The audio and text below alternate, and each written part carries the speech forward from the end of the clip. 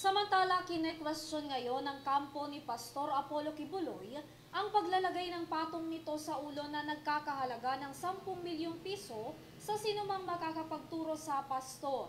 Sabi ng legal counsel ni Kibuloy, dapat ilantad sa publiko ang mga nasa likod o pangalanan ng mga handang halaga o magbayad ng halaga para maaresto ang leader ng Kingdom of Jesus Christ.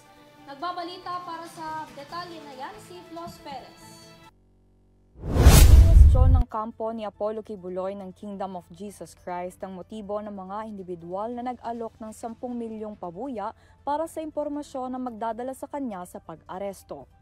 Ayon kay Attorney Ferdinand Topacio, legal counsel ni Kibuloy, hindi malinaw kung bakit hindi sinasabi ni Interior and Local Government Secretary Ben-Hur Abalos kung sino ang mga ito upang malaman ang kanilang tunay na motibo sa pagbibigay ng malaking pabuya kay Kibuloy. Dagdag pa niya, mahalaga ang access ng mga Pilipino sa mga usapin na may kinalaman sa pampublikong interes. Sinabi naman ni Secretary Abalos na may mga kaibigan na nais tumulong sa kaso ni Kibuloy at nag-aalok ng 10 milyong pisong pabuya para sa impormasyon tungkol dito.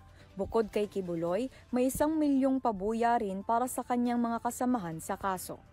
Gayunpaman, hindi nagbigay ng malinaw na sagot si Topacio nang tanungin kung sila ay maghahain ng opisyal na pagtatanong sa pabuya, ngunit umaasa siya na babawiin ito ni Abalos. Naipahayag din ni Topacio ang katanungan kung bakit hindi galing sa pondo ng gobyerno ang pabuyang ibinigay kay Kibuloy. Sa kabila nito, kinikilala niya ang karapatan ng Department of the Interior and Local Government at Philippine National Police na magpatupad ng mga pabuya sa may mga warrant of arrest.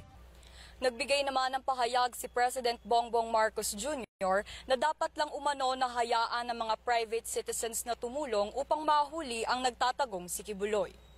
Bakit hindi? They want to help us bring a fugitive to justice.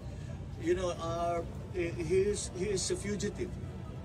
He is hiding from the law.